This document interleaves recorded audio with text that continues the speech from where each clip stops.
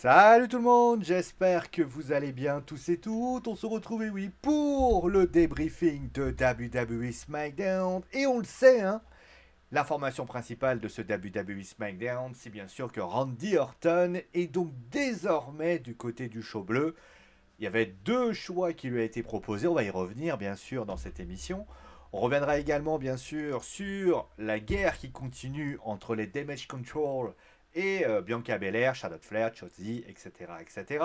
Juste pour information, on a vu quelque chose par rapport à Bayley. On va en parler. Après, bien sûr, il y a eu des matchs aussi avec Bobby Lashley qui avait fait face à Butch. On a eu Santos Escobar qui continue sa méthode de destruction de la LWO avec Santos Escobar qui a affronté Joaquin Wilde. Logan Paul qui a enfin s'est souvenu il avait un contrat avec la WWE qui justement en a parlé et qui est venu justement en parler de ça. Kevin Owens, justement, avant, justement, qui a affronté également Grayson Waller, un match entre Bianca Belair et Kerry Sane, pour terminer forcément avec le choix de Randy Orton. Allez, c'est parti, donc on commence tout de suite avec le premier événement de la soirée, c'était un segment. Le segment, donc, avec Bianca Belair qui est venue et qui a tout simplement remercié ses coéquipières avec cette victoire. Elle n'a pas oublié, bien sûr, Becky Lynch. Et à ce moment-là, Io Sky est venu. Il n'y avait pas de Bayley. D'ailleurs, il n'y avait pas de Bayley. Et là, à ce moment-là, Io Sky a voulu. En fait, on a essayé, voilà, il y a eu un nouveau match. On veut faire un match, etc., etc. Charlotte et Chotzi sont venus à ce moment-là. Il y a eu un fight qui a été donné. Ça a fait fuir les Damage Control. Et on a appris donc que Kerry Sane ferait donc face à Bianca Belair ce soir à WWE SmackDown. Bon, segment opener, pas vraiment rien d'exceptionnel. On n'a pas inventé rien d'exceptionnel du tout. C'est même plutôt un segment assez classique, hein. On n'a pas inventé grand chose. On pourra juste dire que voilà, on a simplement lancé. La grosse information de ce moment-là, forcément, ça a été que Bayley était pas là. Pourquoi Bayley était pas là? Et c'est vrai que euh, on a l'impression une petite distension entre Bayley et le reste des Damage Control. On va en parler plus en détail plus tard. Mais c'est vrai qu'il y a cette distension qui a été créée. Juste après, on a eu un match entre Butch et Bobby Lashley. Alors, peu de références à Rich Roland.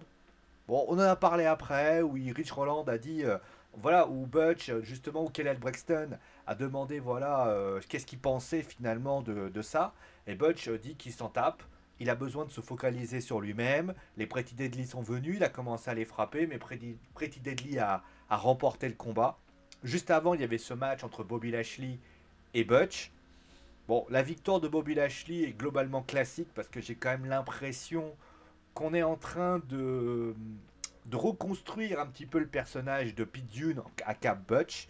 Donc c'est pas totalement une petite surprise entre guillemets, pour la simple et bonne raison que voilà, après le match en lui-même, bah, je l'ai trouvé assez à sens unique en fait. C'est-à-dire que Butch, à part quelques petits moments, a quand même bien subi. Je m'attendais peut-être à l'intervention de Rich Roland qui n'est pas intervenu du tout, qui n'était pas là d'ailleurs ce soir à SmackDown. Ça aussi, c'est assez étonnant. Pas de présence d'ailleurs de Sheamus aussi. Sheamus qui est toujours pas là. Ça aussi, ça m'a un petit peu étonné. Qu'est-ce qu'on peut en déduire en tout cas?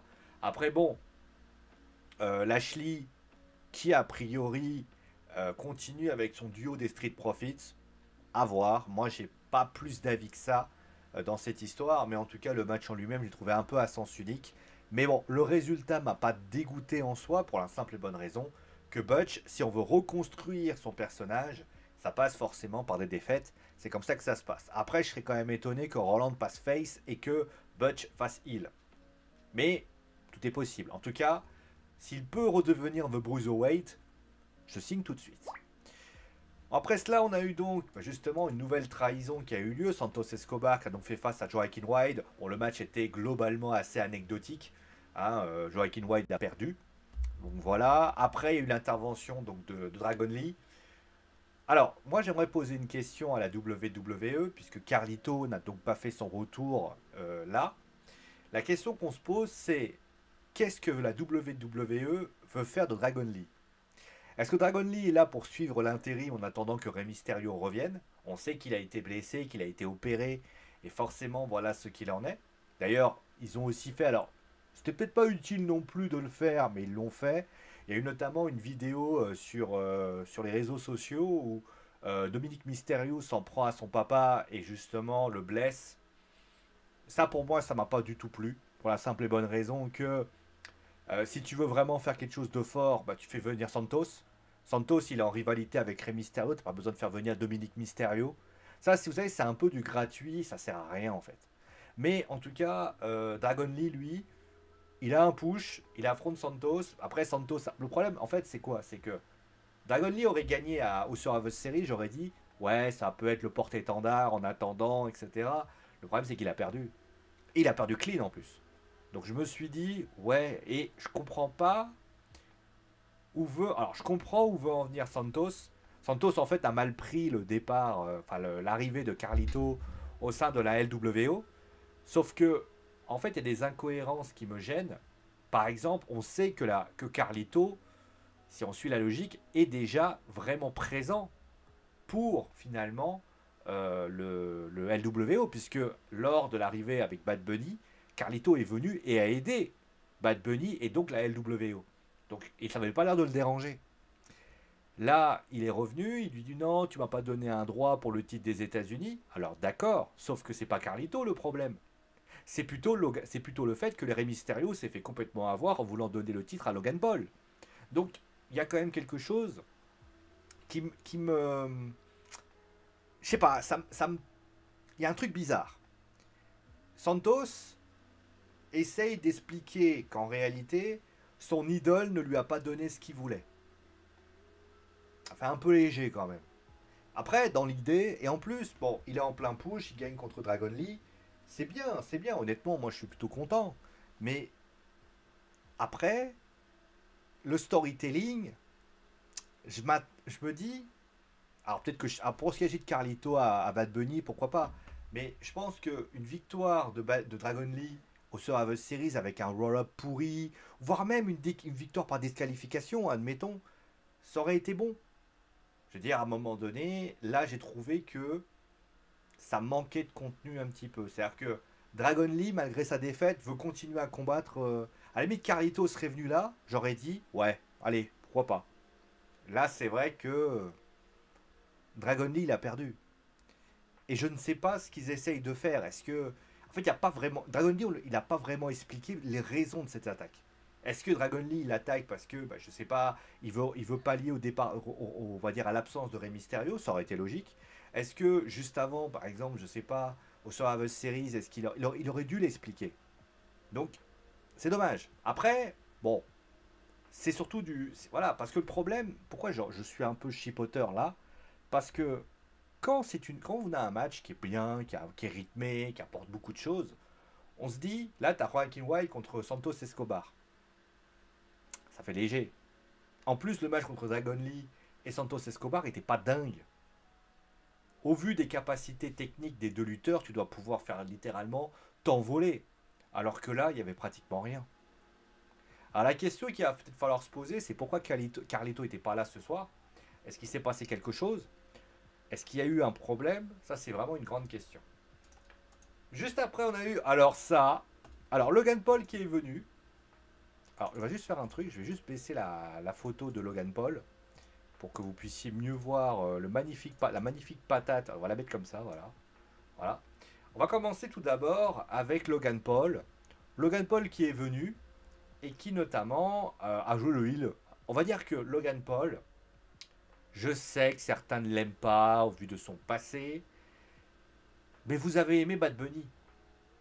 Pourquoi vous n'aimerez pas Logan Paul? Logan Paul fait très très bien le travail. C'est un heel en puissance et il se comporte comme un heel en puissance. Et honnêtement, bah, ce qu'il fait, franchement, il le fait très bien. Alors après, oui, il a pris la ceinture, il s'est baladé avec. Oui, sauf que il a essayé de faire vivre cette ceinture à l'extérieur. Le côté un peu, je suis arrogant et tout ce que tu veux. Après, il y a un match de championnat qui va avoir lieu avec un tournoi qui va désigner la semaine prochaine son futur adversaire. Donc il y a Dragon Lee, Santos Escobar, Karrion Kross, Grayson Waller, Austin Theory, Kevin Owens, une superstar de NXT. Donc j'ai envie de dire, pourquoi pas? Et là, Kevin Owens est venu. Il a dit voilà que c'était un cauchemar de voir Logan Paul sur le ring. Et que concrètement, il va participer à ce tournoi, il va lui prendre la ceinture. À ce moment-là, Grayson Waller et Austin Theory arrivent. Il y a deux choses qui m'ont marqué. Alors déjà, la patate de Austin sur Austin Theory est assez mythique. Mais on va dire que Kevin Owens va affronter Grayson Waller qu'il a gagné. Il y a une chose qui m'a un peu interpellé sur le combat. Alors le combat était pas, voilà, était pas mal. Il y avait des qualités. Maintenant, c'est pas non plus le combat du siècle. Maintenant, il y a un truc qui m'a fait un peu étonner, c'est que j'ai l'impression que la WWE a pour ambition de faire une sorte d'association entre Logan Paul et la team Austin Theory, Grayson Waller. On les a vus pas mal de travailler ensemble, etc. Et je me dis, peut-être que Kevin Owens va devenir le nouveau challenger. Après, il faut faire attention. Moi, je m'attendais peut-être à un LA Knight. Bon, finalement, c'est pas le cas. Après, le truc, c'est que moi, j'estime que ça pourrait ouvrir des portes. Logan Paul, je sais pas combien de temps il va être champion. Mais après, c'est vrai qu'avoir un roster, par contre là, je rejoins tout le monde. Avoir un roster avec finalement deux champions absents, c'est quand même un peu dégueulasse. Là, là SmackDown n'a plus que le titre féminin. Sinon, le reste, tous les titres se baladent dans la nature. Attention. Alors, après, ça peut être un choix. On peut considérer que, étant donné, on peut faire un show sans ceinture. C'est un choix, ça peut être une bonne idée. Mais attention, il faut vraiment être carré là-dedans. Parce que même le monde du catch, même si on sait le côté scénaristique en question, il ne faut pas oublier que quand vous êtes à la WWE, vous avez quand même des ceintures, c'est la loi, voilà. Et si les rivalités ne tiennent pas la route sans les ceintures, vous prenez les pieds dans le tapis directement. Et à un moment donné, voilà. Après, certains vont me dire, regarde, de l'autre côté, le titre intercontinental, Gunther, il le détient depuis quasiment un an, même un an et demi, je crois. Pour ce qui s'agit de Seth Rollins, il a une rivalité avec Jey Uso. Peut-être différencier les shows, pourquoi pas, mais faire attention. Après, comme je l'ai dit, Logan Paul est là. Logan Paul, on ne sait pas combien de temps il va rester. On sait il a pris la décision certainement d'arrêter la boxe. Est-ce qu'il sera là plus intensément? Tant mieux. Après, moi, je ne vais pas le critiquer parce que j'ai vu les matchs qu'il propose. C'est des bons matchs. C'est des bons matchs et honnêtement, faut arrêter avec le Logan Paul bashing. C'est-à-dire que moi, je veux bien qu'on le critique et tout ce que tu veux. Là, le match qu'il a fait contre Ricochet, très sincèrement, c'était un excellent match. C'était un excellent match, le match contre Ricochet. Je n'ai pas vu le match contre Rey Mysterio, mais d'après ce que j'ai compris, il a quand même réussi à éviter que Rey Mysterio se fasse mal. Ça veut dire que le gars est capable de prendre... Là, il a vraiment bien... C'est vraiment une belle surprise, Logan Paul. Alors après, oui, il a son passé, tout ça, mais il fait du bon boulot. Alors arrêtez de lui tomber dessus. La seule chose, oui, c'est vrai que quand il n'est pas là, bah, il fait du Roman Reigns. Voilà. Mais c'est un choix. C'est un choix, on va dire. Mais en tout cas, pour ce qui s'agit, voilà, on va voir comment ça se passe. Et concrètement, ben, on va voir comment ça se passe la semaine prochaine. Je miserais bien une petite pièce sur Kevin Owens. Après, si c'est un autre... bah, en tout cas, le CV est quand même pas mal. Après, bon, si c'est Karrion Kross, je serais quand même un petit peu surpris. Après cela, on a eu donc le match. Alors, on va en parler un petit peu. Bon, le match en lui-même était bien. Franchement, le match entre Kairi Sane et Bianca Belair était assez cool. Bon, il y a l'arbitre qui a viré tout le monde parce qu'il en avait un peu ras-le-bol des interventions de Charlotte Flair, Chotzi et Damage Control. On va parler un petit peu de Bayley parce que le match en lui-même était bien. Franchement, on avait un match classique. Alors, il vole pas plus haut que ça. Tu me demandes aujourd'hui, est-ce que ce match va rester dans les annales de SmackDown? Non. Non, non, non, on va pas, ça va pas me souvenir. Mais il te permet de raconter quelque chose. Tu sens qu'il y a une distension avec Bayley. C'est peut-être ça que je vais retenir de ce show. Après, ce qui va se passer avec Randy Orton, on va en parler après. Mais c'est vrai que moi, mon point de vue, j'ai quand même le sentiment que voilà, c'est pas les matchs qui nous allaient plus éblouir. C'est plutôt le fait de ce qu'on a voulu te raconter, etc. Après, ce qu'on a voulu te raconter, il faut que ce soit cohérent. Et là, c'est une autre histoire. Donc voilà. Après, voilà. Pourquoi je parlais de Bayley? Parce que moi, j'ai le sentiment qu'on est en train d'emmener Bayley vers l'éviction des Damage Control. En fait, bah, tout simplement, là, ce qui est quand même assez paradoxal, parce que c'est comme la leaduse, et a priori, Io Sky a pris le relais. Peut-être qu'ils veulent faire une team 100% japonaise. Ça peut être une idée. Pourquoi pas? Io Sky, Kairi Sane et Asuka. Ça peut être une idée. Pourquoi pas? Pourquoi pas? On peut avoir une sorte de de japonisation du titre féminin. Et après, Bailey et Dakota Kai, à ce moment-là, iraient faire autre chose. Pourquoi pas aussi? Après, moi, mon point de vue, c'est que je ne sais pas où ils veulent en venir avec Bailey, en fait. Bailey, c'est quand même la déception des Damage Control. C'est une personne qui est revenue de blessure, qui a notamment ramené Yosuke et Dakota Kai. C'est une personne qui, a priori, devait avoir un match de championnat contre. Si je me souviens bien, c'était pas Becky Lynch, je crois que c'était Bianca Belair à ce moment-là. Ou Becky Lynch. Bon, vous en saurez mieux que moi. Et au lieu de se dire, elle réussit pas à gagner, au final, elle tourne autour du titre, c'est Dakota Kai et Io Sky qui récupèrent les titres féminins par équipe. Elle n'arrive pas à s'en sortir. Et au final, on est quasiment allez, un an et demi après son retour, et notamment, bien évidemment, l'arrivée des deux lutteuses en question que j'ai citées, Kai et Sky. Et au final, bah, elle reste quand même une lutteuse. Alors, avec les qualités qu'elle a, hein, dont on se demande encore qu'est-ce qu'elle fait là.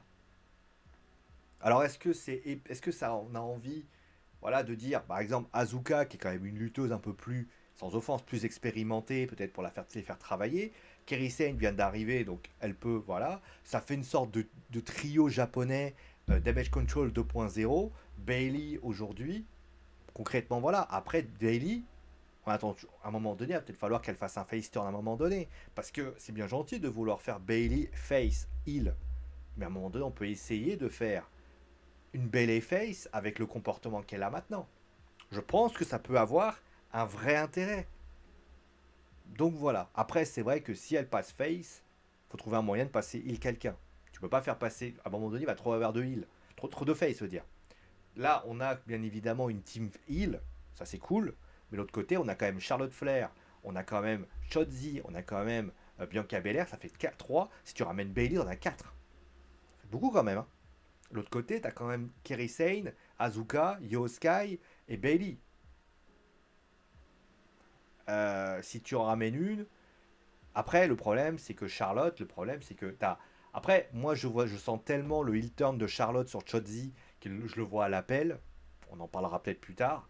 Mais concrètement, moi, mon point de vue, c'est je pense que Bailey, elle est pas loin de l'éviction de ses damage control. Après, on connaît le Judgment Day, hein, combien de fois ils ont pensé qu'ils allaient être évincés, au final, ça s'est pas fait. Voilà. Bon, on va parler un petit peu de ça. Alors oui, ma photo est devant moi. Voilà, si vous voulez, je me fais ça. Voilà, comme ça vous le voyez. Voilà. Alors, Nick Atlas, qui a donc pris un archéo. Alors, vous avez, les photos, cette photo-là doit vous dire, bah, il y a eu une distension entre Nick Atlas. Il a choisi Raw. Pas du tout. Il a tout simplement choisi SmackDown. Alors, qu'est-ce que j'ai à dire? Vous voyez d'ailleurs Jamie Uso qui est juste à ma gauche, enfin ma droite. Qu'est-ce que je peux dire finalement de ce qui s'est passé? Alors, il est arrivé, Randy Orton, donc Nick Atlas et Adam Pearce sont venus. Nick Atlas, à ce moment-là, a tout simplement eu les mots justes. Il a dit voilà, je te ramènerai la Bloodline. L'autre côté, on a donc Adam Pearce qui lui a dit je t'offrirai un match de championnat pour le titre poids lourd. Randy Orton, bah, Polyman est venu. Polyman a dit moi, de toute façon, on va choisir pour toi. Puisque tout simplement, il y a Jimmy et Solo qui sont venus. Elena était venue pour aider Randy Orton. À ce moment-là, il y a eu un RKO sur Jimmy Uso. Il y a une signature pour donc, SmackDown. Et à ce moment-là, il y a eu un RKO sur Nick Atlas. Encore une fois, c'est ce que j'ai dit mardi lors du débriefing de Raw. Randy Orton est un peu trop gentil à mon goût. Il rigole, il s'amuse. C'est pas le Randy Orton que je connais. Attention. Bon, après, bref, ça c'est un détail. Après, pour ce qui s'agit de ça, je pense que Randy Orton est parti dans un délire de vouloir fracasser la Bloodline pour se diriger vers Roman Reigns.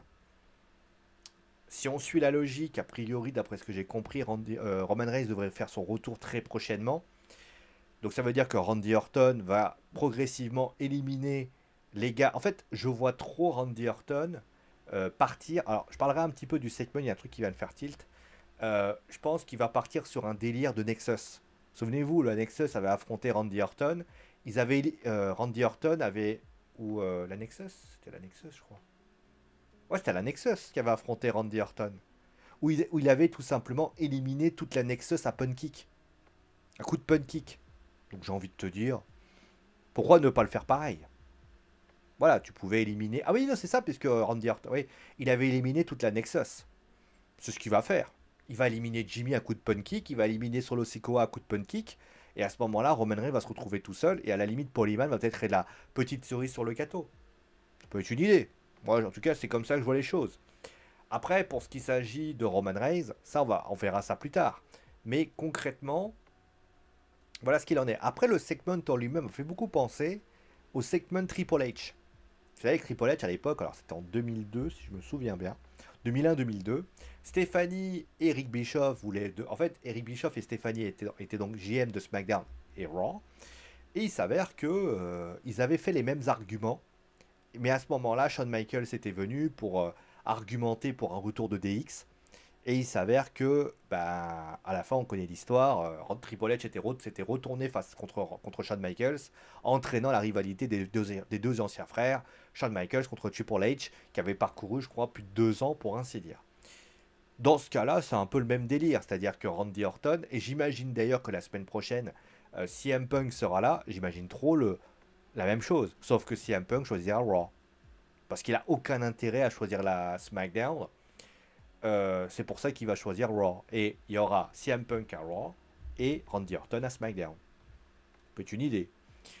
Après, moi j'aurais plutôt fait l'inverse parce que si on sait que les tensions qu'il y a entre CM Punk et Seth Rollins, ça peut être une idée. Après, ça peut être un work. On sait qu'il y a des rumeurs qui disent que Seth Rollins doit affronter CM Punk.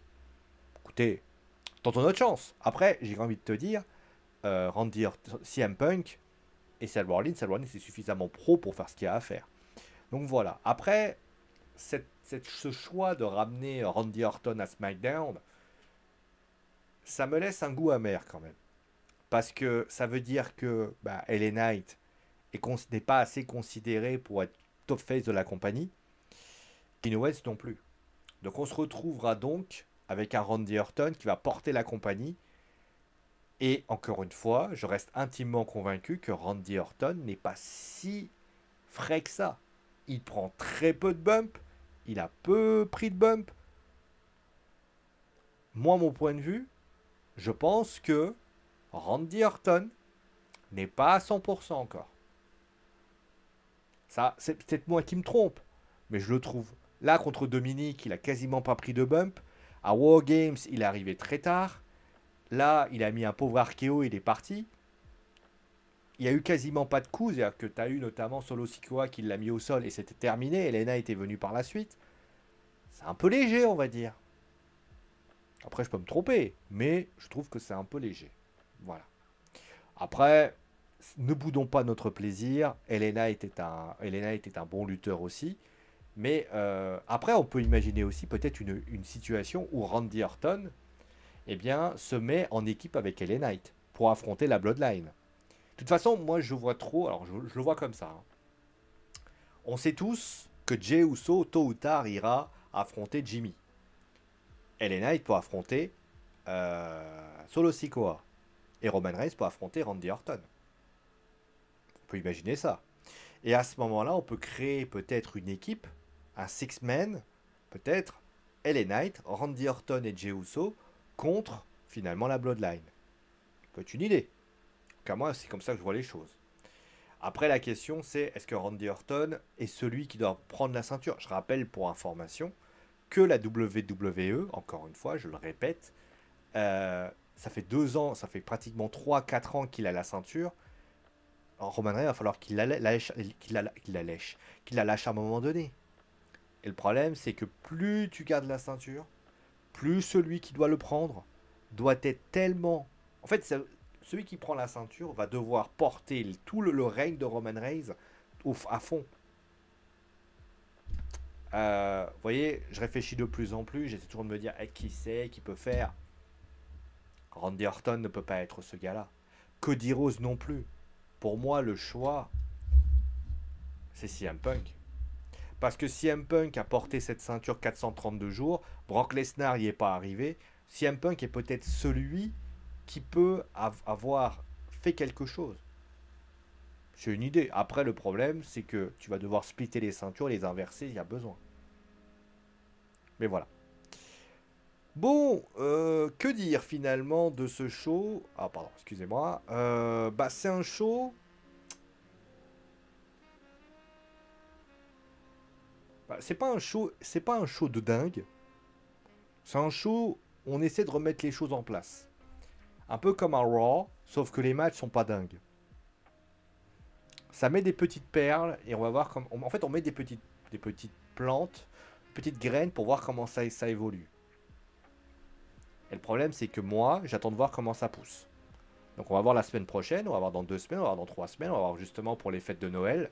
Surtout que je rappelle qu'il n'y a pas de pay-per-view, ça veut dire que tu es obligé, PLE, hein, ça veut dire que tu es obligé de faire de meubler jusqu'au Royal Rumble.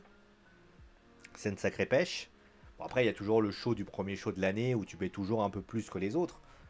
Mais attention, tu gères mal le truc. Aïe. Donc voilà. Merci à vous en tout cas d'avoir suivi l'émission. Portez-vous bien et ciao les amis.